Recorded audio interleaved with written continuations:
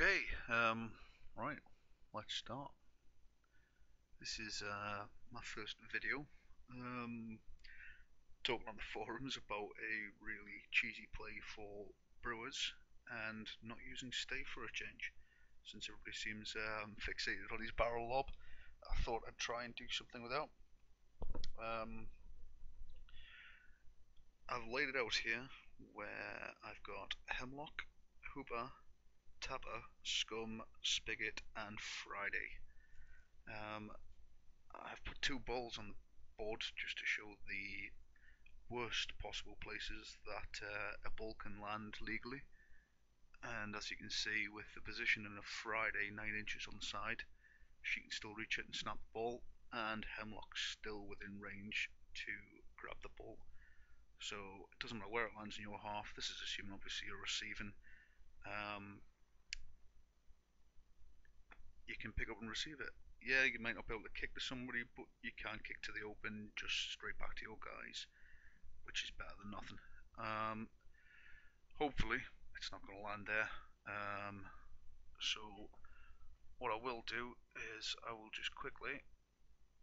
I'm not playing against opponent. Obviously, everything changes once you've got. Everything changes once you've got some terrain on the board. Once you've got an opponent, but obviously adapting this and changing it, I'm going to show you some horrible little tips and tricks that I think might work for Brewers. So normally somebody's just going to kick it halfway, just over the halfway line. They don't want it snapping to one of your guys. If it does, all the more benefit for you, really. If it doesn't, they're probably going to kick it somewhere like that, I'd imagine, if they're sensible. If they kick it Friday's way, even better for you. Worst place they can kick it is Hemlock. So it scatters to there. Obviously they'll be able to re-roll that if they kick successfully and stuff like that. So you get first turn with your influence. Now I'll take these auras off. With this setup, you should be getting roughly, I think you should be getting 13 influence. Hemlock generates 2, Hooper 2, Tapper normally 3, but he generates 4 because he's next to Scum. +1/+1 inf. Scum generates 1, Spigot generates 2, and Friday generates 2. So you've got 13 to allocate in total. Now Hemlock, if we just check, she's well within 6 inches of that ball. So she doesn't need any more than 1 on her for this. I'm going to go ahead and give Hooper 2. Now Tapper, you can usually only allocate 4. But since he stood next to Scum, he gets +1/+1 inf. So I'm going to allocate him a total of 5. And it might seem like a lot to allocate one guy, but you'll see why. So Scum, he's pretty much my favourite person in the whole team now. He's absolutely disgusting. So much movement and as much damage output as Friday. But we're going to give him 2 for this. Spigot's going to get 2. So currently we're on Hemlock on 1, Hooper on 2 for 3, Tapper's on 5 for 8, Scum's on 2 for 10, Spigot's on 2 for 12, and last but not least, Friday's just going to get 1. So, because the opponent kicked off, and obviously this is all just going off the opponent kicking, if you're kicking, this tactic changes drastically. Hemlock is going to activate. So she's going to go 1, 2, 3, 4 and snap the ball to her. She's moved within an inch of the ball, so she snaps the ball to her. Then she's going to move, she's got a 6-inch kick range. So she's actually going to go 1, 2, somewhere like that. So she's well within range to kick to Hooper. And she'll spend that to kick to Hooper. Now the reason why Hemlock moves first is because she's defense 6. So people that are going to try and lure her across the board, they're going to try and do range plays on her, like Cogs for example, or Morticians trying to lure her. I'm going to have a hard time doing that straight away when she's standing at range with defense 6. So we'll roll 3 dice, and there's a successful pass to Hooper. So successful pass to Hooper would generate us 1 momentum. And obviously the opponent activates, does what they're going to do, and obviously the only person that's really out in the field there so far is Hemlock. So we're going to activate Hooper. Oh, just move him back there. Now he's got 2 influence. Now you've got 2 choices here, but what I like to do is move him first. So we're going to go 1, 2, 3, 4. So you're just inside Spigot's Football Legend aura. So with Football Legend from Spigot, you're +1/+1 kick. Now I am going to, because Hooper is only kick 2, he's now kick 3, I'm going to pass to Spigot. So 3 dice again, and it's a successful pass. So +1 momentum. Hooper uses 1 influence. Now I've got a choice here, and it really depends on who you want to risk. Now I don't like risking Spigot because I think he's key to this play. So what I do is I spend that remaining 1 influence to give Spigot +1 armor. So Hooper's going to spend that last influence to give Spigot +1 armor. So I'll just get that out, and I'll bring exactly what I need. Where are we? I'll bring out Tooled Up because I'm going to use that in a second.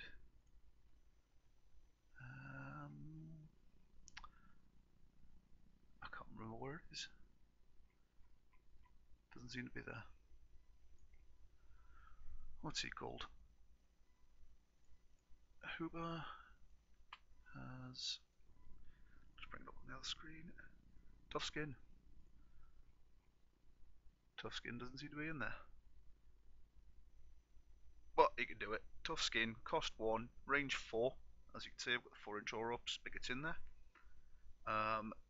Target friendly model gains +1 armor. This character play may only be used once per turn. So Spigot's now on armor 2. Now the reason why I give Spigot armor 2 will become apparent when he next activates. So that's Hooper done. Opponent activates. Ball's still out of range. The only person that's actually moved forward is Hemlock.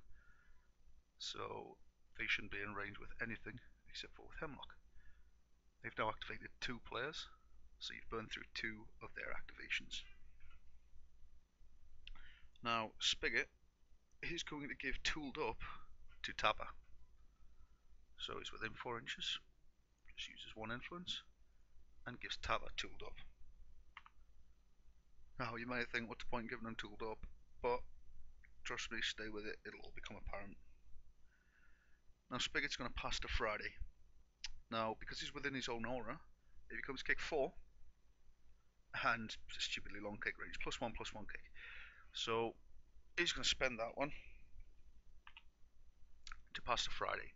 So kick 4, need a single 4, and there we got 2. So Friday gets the ball.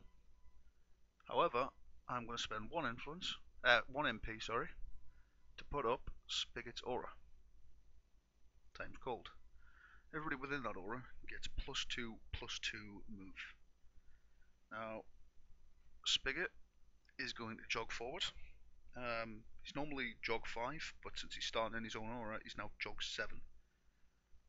However, I want to keep him to 3, 4, 5, 6, 7. I want to keep him about there, so 7 straight forward. As you can now see, he is the most forward player, so he's the most at risk, and that's why I like to give him that +1 armor. If you're putting him up front, having 2 armor on him makes him a little bit harder to hit. Unfortunately for this play, you kind of need him a little bit forward. He's going to be more forward than Hemlock, and he becomes an easy target at that point. So the opponent's going to activate. Chances are they're going to be wanting to head towards Spigot because you've taunted them forward. Unfortunately, that's probably going to hurt them. So next to activate for you will be Friday. Now at the start of her activation, she gets to make a 2-inch dodge. So all you want to do is dodge into that times cold aura. Now you want to get Friday, and you can boost this if you like, but Friday can now see Tabba, so she can kick to him. She's got an outstanding 8-inch kick range, quite easily see Tabba there. Now she'd kick 3. If you are out of range, by the way, you could always use her. You've got 2 MP. You could always use the MP. Chances are your opponents either hit Spigot now and generate 1 or 2 MP. They've probably not hit Hemlock. They haven't got the ball to be passing, so you're building up the MP here rather than them. Now Friday, she's going to kick the ball. Now she's only kick 3 at the moment. Because this is an essential kick, I'm going to boost it, and you'll see why it's essential in a moment. So I'm going to drop it by 1 MP for kick 4. So 4 dice, needing a single 4, didn't need to boost it, but to be on the safe side I did. So generate the MP, Tapper gets the ball. However, I'm going to spend that MP to make Tapper do a 4-inch dodge. 1, 2, 3, 4. Now as you can see, with his 4-inch dodge, he's now in Times Cold and in Football Legend from Spigot. This is why Spigot is key to this play and why I give him the +1 armor. So your next person to activate will obviously be Tapper. Now Tapper's going to activate. Sorry, I'll just remove that influence from Friday. You'll have to bear with me here, guys. This is my first video. Hopefully it helps a little bit. So Tapper's going to activate, and he's going to spend 1 momentum to kick to Scum. So Tapper is normally kick 3, I believe. Yep, with a 6-inch kick, but he's within Football Legend, so he's kick 4 with a 7-inch kick. There's plenty in range of Scum, so kick 4, needing a single 4, and he gets it. Surprise, surprise. So Scum receives the ball. I gain a momentum, but I'm going to spend it instantly to make Tapper do a 4-inch dodge. So 1, 2, 3, 4. Now you have Tapper on the halfway line. He has, bearing in mind he has a 2-inch reach, bearing in mind that he is now with a charge of, well, a move of 6-9 because of Times Cold. So he's got 9-inch move, or if you prefer, an 11-inch threat range. Now ideally, if there is anybody in that area, you want to be charging them. So if any enemies are in this area, remember you don't have to dodge straight forward. I've just moved Tapper straight forward for the sake of this explanation. So for argument's sake, I'm going to drop somebody in. Let's have a look. Who shall we have? Who do I like picking on? Alchemists. Nobody likes alchemists, do they? Yeah, screw it. We'll go alchemists. Who do people usually keep back? Mercury, yeah. So, say Mercury's moved up and he's thrown fire on Spigot, for example.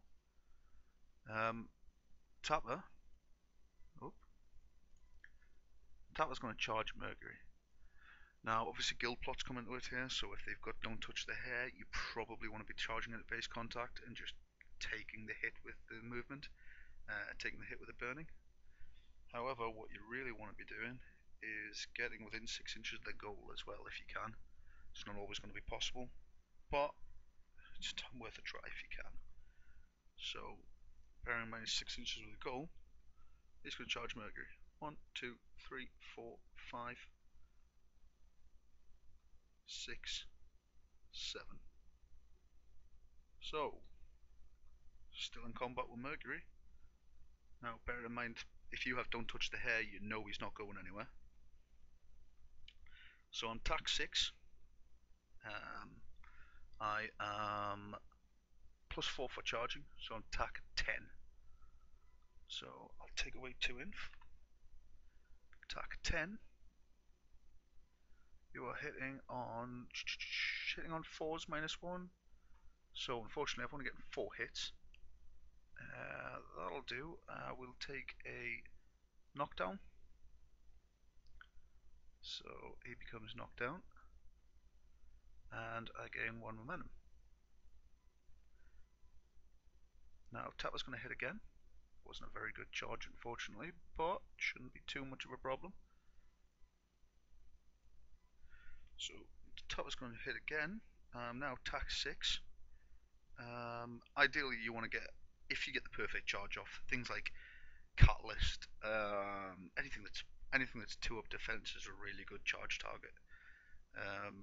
Mercury, not a great one because it's going to take 2 turns to probably kill him with him being defense 4. But as you can see, Tapper's getting across the board and start hitting straight away. And remember, he's got tooled up on him. If they're saving their big hit at last, I would suggest putting armor on Tapper rather than Spigot and taking the risk. However, you're alright where you are. So my second attack, tack 6, I'm going to need 3s this time, armor 1. So 3 hits. 2 damage increased to 3. So Mercury's going to lose 1, 2, 3 damage. Because of tooled up, by the way, sorry. Tapper is going to do another attack. So tack 6 again, needing 3s. And 3 damage again. Oh. No momentum here. I was hoping for some momentum, but that'll do. 1, 2, 3. Now Tapper's going to use 1 momentum to give himself 2 inf. So with 2 inf, he's going to hit Mercury again. Needing 3s, armor 1, just 2 damage. Probably the worst roll I could have gotten, but it's better than nothing. So Mercury takes another 2 damage. This is all just from Tapper. And obviously, it depends where you charge. I'm just doing this to show you exactly the best case scenario. A better case scenario would probably, if you didn't have the opportunity to do this, would be to go for momentous playbook results and then just go for the second turn. So Tapper's going to hit him once more. So he hits Mercury 6s, 4 hits, which is 4 damage with a momentum. It's 3 plus 1 for tooled up. So 1, 2, 3, 4 damage. Now, like I say, ideally, the charge you would be hoping to get commanding aura up, just to give you that extra +1 damage and +1 attack. Now that's Tapper done. Now unfortunately he's out in the wings, but they should only have 1 or 2 people left to go. Armor might be worth having Tapper if they've got stuff that knocks down easily and still left to activate that Tapper hasn't knocked down, or you should be charging something that's knocked down. Like I say, this isn't an easy play. This isn't going to be something that you're easily going to get off. So we've only got Scum left to activate. He gets to make a 2-inch dodge at the start of his activation. So he's going to dodge 2 inches. Then, because he's within times cold, he's +2/+2 move. So he's actually now got a base move of 8. Now, if you look, Control 8, that only takes him to there. Now that's fair enough, but I would rather have him next to Tapper, just so that I've got that plus inf next turn. So what I'm going to do is I'm going to run him. So he's got 10 inches to run. 1, 2, 3, 4, 5, 6, 7, 8, 9, and then a little bit. I'm going to stay inside Football Legend. Because what I want to do is, he's only kick 1 with a 4-inch kick. Well within Tyler. I am going to boost it. So I'm only kick 3 now. Kick 1 normally, plus Football Legend, plus boosted. Needing a single 4, successful. Which gets me an MP. So now Tapper's got the ball. Now, Tapper didn't have a very good success, unfortunately. You can either keep your 2 MP and hope for the thingy, but Tapper, you would expect him to have generated a little bit more MP. However, just for the sake of argument, I'm going to spend the 2 MP and take a snapshot with kick 3. Needing 2 successes on a 4, he doesn't get it this time. But apart from the failed attacks from Tapper, you could see how you can easily get a lot of MP. Tapper can almost take somebody out and score on turn 1. As for the re-kick, when they kick off the ball, they've got to put it somewhere within that 10-inch aura from their goal. Now if you look on the left side of the screen, we've got Friday and Spigot there, both with quite low tackles, quite easy tackles. We've got Hemlock on the right hand side, which is probably the best place for the enemy to put the ball. But even then, she can probably get there, or Scum could probably get there on the first activation. Or even Tapper on the first activation and just finish 2 or 3 people off himself. If you get the initiative next turn, Tapper's going to be killing Mercury and then probably charging someone else and doing a load of damage and knocking them down as well, leaving Hemlock and Scum free to go grab that ball. Both prime targets to run the ball up the field for another goal. If they kick it the other way, obviously you've got Friday there, Spigot. Friday's going to be near Spigot, so she's going to be defense 5. She goes defensive stance from a charge, she's defense 6, for example. She could pass to Scum, who's got unpredictable movement. You're in a prime position again to score. And if somehow they miraculously do break through, you've got Hooper still at the back, ready for, because they're not going to score off that, I doubt it. Not with Hemlock's 2-inch melee range and Hooper's 2-inch melee range and getting away from Tower. You're in the prime position there to hit again. Like I say, a lot of this is dependent just on terrain, where your enemy placement is. Perfect conditions, you're going to probably take somebody out and score a goal. So 6 points in turn 1. It's really horrific if somebody scores 6 points on turn 1. I'd be disheartened with that. I would say worst case scenario, you're going to get Tapper to kill somebody or be on the verge of killing somebody. As you can see, Mercury's knocked down on 3 wounds. If Scum hadn't have bothered passing the ball to Tapper and demonstrating how he can shoot on goal, I would have probably suggested just charging Scum at Mercury to finish him off. That way Scum generates momentum quite easily. For example's sake, he could have charged in, he would have been on tack 4 plus 4 to make it 8, plus 1 for ganging up, so he would have been on tack 9. Now he would have been hit on 3s, armor 1, check that out, 1 dice. So he would have done 1 extra damage there, Vassal dice for you. But there is the possibility of, like I say, leading 3s, and he scores 6 hits there, which is dropped to 5. Now, suddenly that is 4 damage with 2 momentum. So, Mercury's dead, so it takes it to 3 momentum. And now, just from Scum charging alone, I'm on +3 to my initiative roll next turn. And if I'm on +3 to initiative roll next turn and Scum's still got the ball, I would have to look at the state of play, and I would probably still give Tapper the 5 influence that he needs and get him just to go wild on everybody. He knocks down for Toffee. He's going to just hit everybody in range and probably put out some damage, generate some momentum, and basically clear the way for scum going through. If you need to, make scum score. Yeah, he's only kicked one, but you can boost that with momentum generated elsewhere, or you can get him to pass to Tabba and Tabba can snapshot. Well, that's it for this play. Obviously, everything changes with board and stuff, and that's a perfect scenario. Clear path, one guy standing in your way. Stay tuned for other ones. I'm going to try and get. I've got a nice mortician one. I've got a really good one that you can get Flint to score 2 goals on turn 1 from his own deployment zone. He's absolutely disgusting. I've got a few other tips and tricks up my sleeve. This is probably the lengthiest brew I want to do. A lot of other cheeky nasty ones that I think people are used to. As for people asking why I use Hemlock, like I said at the start, she's got an 8-inch movement, she's got a decent kick, 3-6, and she's defense 6.